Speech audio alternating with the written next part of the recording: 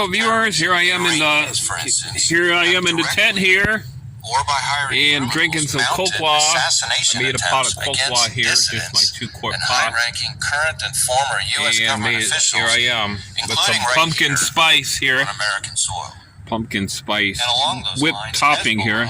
Iran's primary strategic partner has a history. And I'm keeping my eyes on events taking place in Israel. I'm watching the TBN. So this is the TBN Israel Under Fire program. No matter where we live, that's why we're so glad right now. CBN's good too. CBN News is so good too. They're doing a great job with the coverage. Joining us from Israel, what's taking place in Israel. Avi Melamed is here. Avi, always great to see you, my friend, and to get your insights on the state of play in the world's most volatile and chaotic region. We've got a lot to unpack, my friend, but first I want to ask you I'm doing right now. about Yemen. A place maybe a lot of our viewers don't know a bunch about, but Avi, in recent days, the Houthi rebels, the Iran-backed Houthi rebels in Yemen, have been quite active against Israel. What are they up to, and what is Israel's potential response against the Houthis? Eric, hi, shalom from Israel. Wonderful to see you again together. We may be witnessing the formation either of the Psalm 83 Confederacy that will attack Israel or Gog-Magog with her allies. If Russia comes down to the land of Israel, invades the land of Israel, we're pretty sure that's the fulfillment of Ezekiel chapters 38 and 39. About the invasion of Gog and Magog. Which is modern-day Turkey. Gomer, let me see, Persia, which is Iran. Kush, which is Libya. And I'm going to have to open the Bible up and get some more details here. Let's check this out here. Move ahead and launch those attacks on Israel. And as you accurately mentioned, Eric, earlier, the Houthis have been firing so much going on, you know. It's just, I never thought I would see days like this ever. I'll be alive to witness all these events. All intercepted by Israel and the United States of America. Ezekiel, the prophecy against Gog. We know Gog is Russia.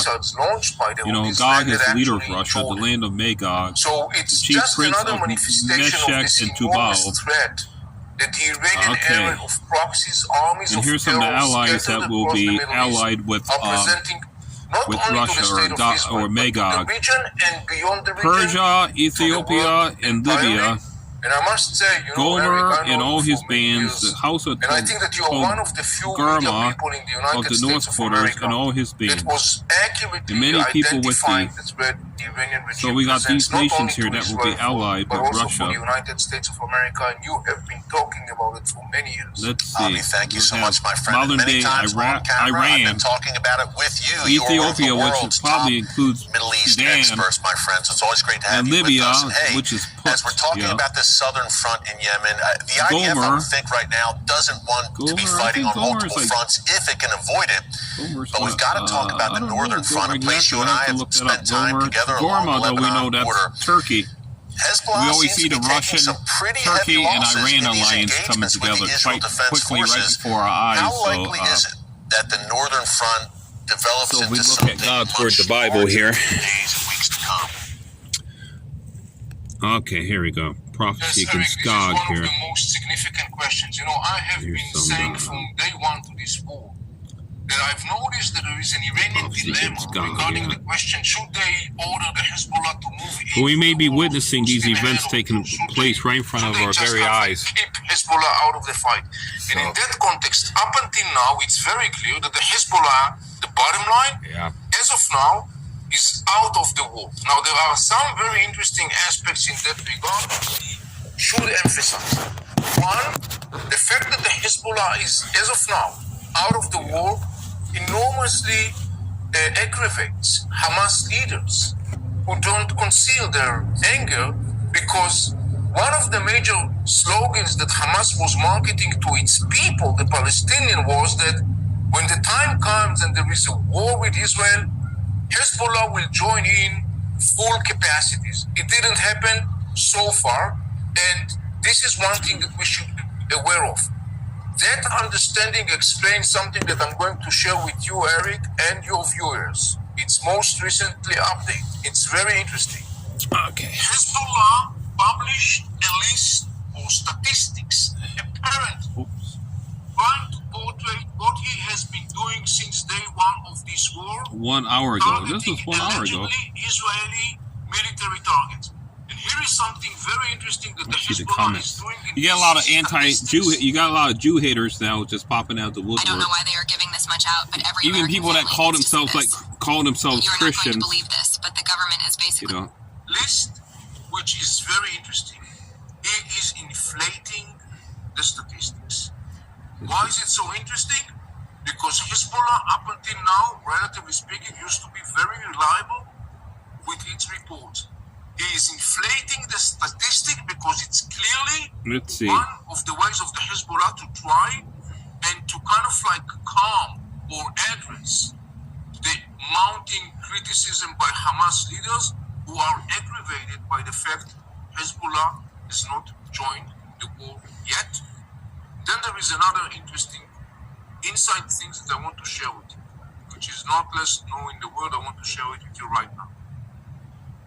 You know, everyone is talking about the upcoming speech of Hezbollah leader Hassan Nasrallah that is supposed to take place this coming Friday. Yeah.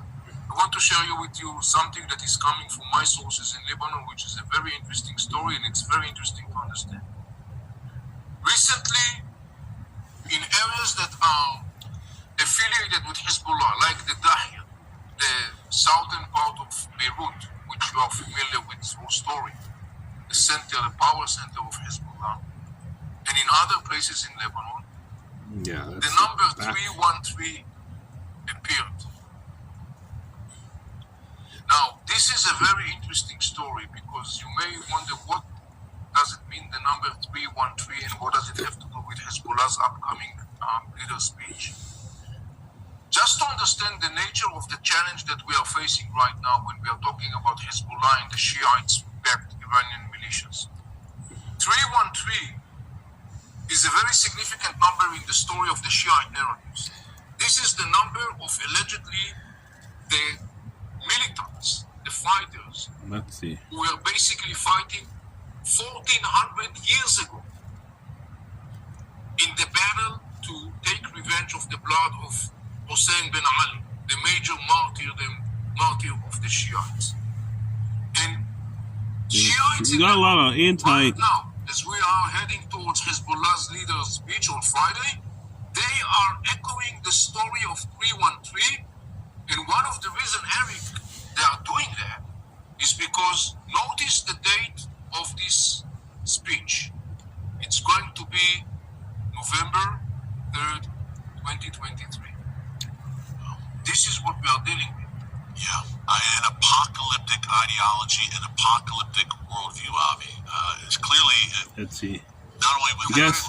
Pay Yeah, not no. only with Let's see. Totally right. Yeah, it's apocalyptic, no doubt. And not only for Hezbollah, but the Iranian regime. Last question, Avi. We've got about a minute left before we let you go. You and I have spent time further to the south with another apocalyptic-minded Iran-backed terror group, Hamas. We've been along the Gaza border together, including in Nakalos, one of the great communities in southern Israel that was rampaged by Hamas. Your quick take. Yeah, so we got the older Jew haters out now worldwide. They're coming out of the woodwork. Even so-called professing Christians that claim to be Christians. I won't name any It names, is very but tough fight. they know It's who a they war, are. Eric. We are And paying heavy they are price. full of Israel is hatred for the determined Jewish to people and wipe for out Israel. Hamas rule in Gaza Strip. This is the interest I of want nothing to do Israel. with people like This that. is the interest of the region. This is the interest of the free world. If we want to have any chance for stability and progress in the Middle East and prospect, we have to take down military capacities, Hamas military capacity.